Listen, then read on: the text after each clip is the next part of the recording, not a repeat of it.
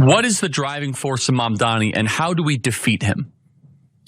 Yeah, well, Trump told me yesterday he's just going to put him in jail. Your beloved New York City may well be led by a communist soon, Zohran Mamdani, who in his nomination speech said he will defy ICE and will not allow ICE to arrest criminal aliens in New York City. Your message to communist Zohran Mamdani? Well, then we'll have to arrest him. Well, you just heard the president of the United States, Donald Trump, threatening to surveil and arrest New York City mayoral candidate Zohran Mamdani for not going along with Trump's demands. Now, he's also falsely questioning Mamdani's immigration status, which is par for the course when it comes to this administration, quite frankly. Right-wing hack Benny Johnson, and he is in fact a right-wing hack, claims that Trump, a man who has ICE detaining literal American citizens as we speak, is planning to arrest Mamdani because his policy proposals are patently illegal. Here he is describing the policies that allegedly are worthy of arresting a mayor. Over. Mamdani wants to tax people based on their skin color. He says so, and he doubled down on that, Charlie, in fact, this weekend, saying that white people in New York need to pay more taxes. That's something that obviously drew a rebuke from the Trump Justice Department. But President Trump told me yesterday when I asked him about Mamdani that he's going to be facing serious federal threats for stopping ICE enforcement in the city of New York. This is what he promised to do when he won in his nomination speech last week. So how do you stop him? I'm not sure. And it begs the question, Charlie, that I don't know the answer to, which is, do we let our great American cities fail? Okay, so Benny's comment about taxing people based on their skin color is a reference to a controversial line in Mamdani's homeowner policy memo that outlined some of his proposals. I'm going to read from it. It said that he plans to shift the tax burden from overtaxed homeowners in the outer boroughs to more expensive homes in richer and whiter neighborhoods. I think he could have dropped the whiter part and just focused on richer, but he didn't. And so obviously that's attracting a lot of negative attention. In an interview with NBC, Mamdani explained what was meant by that.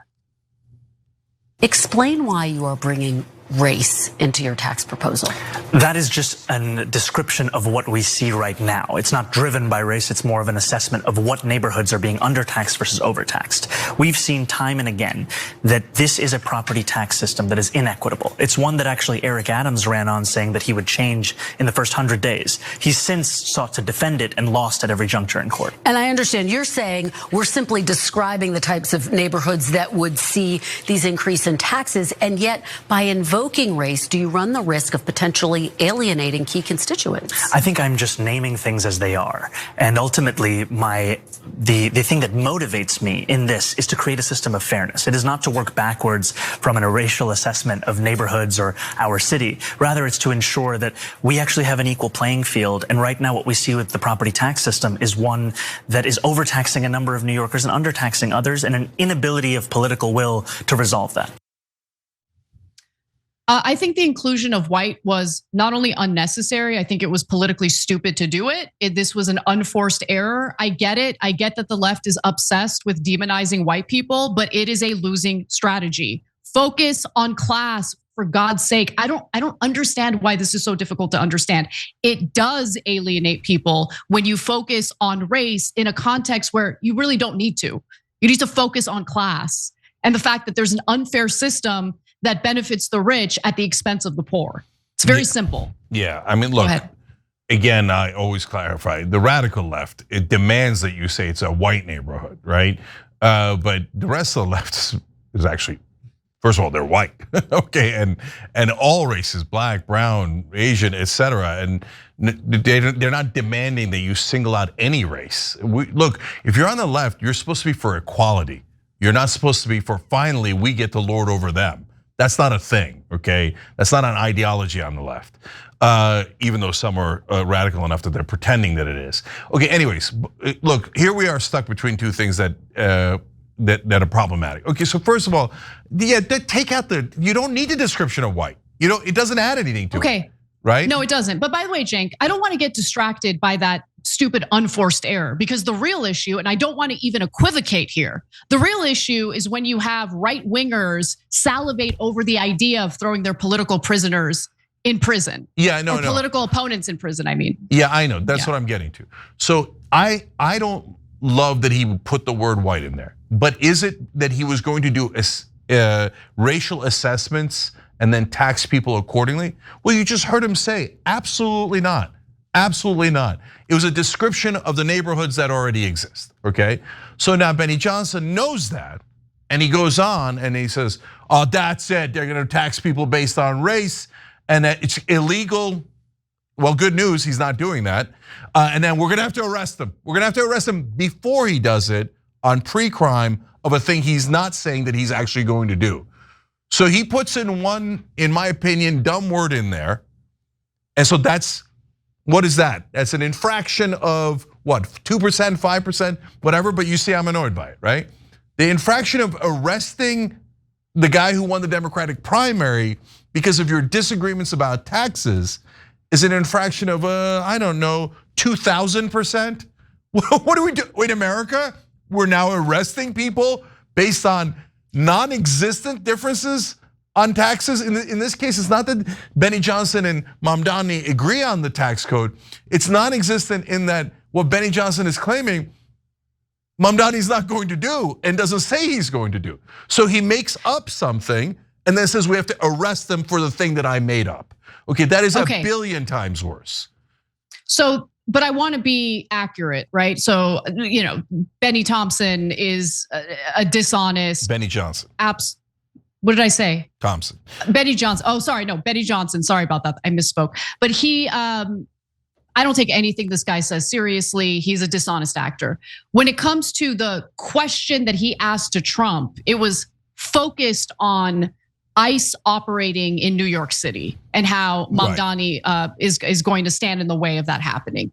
So it is true that the Trump administration has already arrested office holders who have fought back against what ICE is doing in their cities. So I don't put it past him to do that. If Mamdani, if it comes to that, if he gets elected as the new mayor of New York City and attempts to stand in the way of whatever ICE under Trump wants to do in that city. Yeah, so this one also requires nuance. So on the Mamdani side, look, when it comes to sanctuary cities, if they're coming for undocumented immigrants that are not criminals, no, we have to protect those folks. I get it. There's a lot of reasons why sanctuary cities make sense. A lot of people are worried about reporting crime if the police are going to collect information about the victims.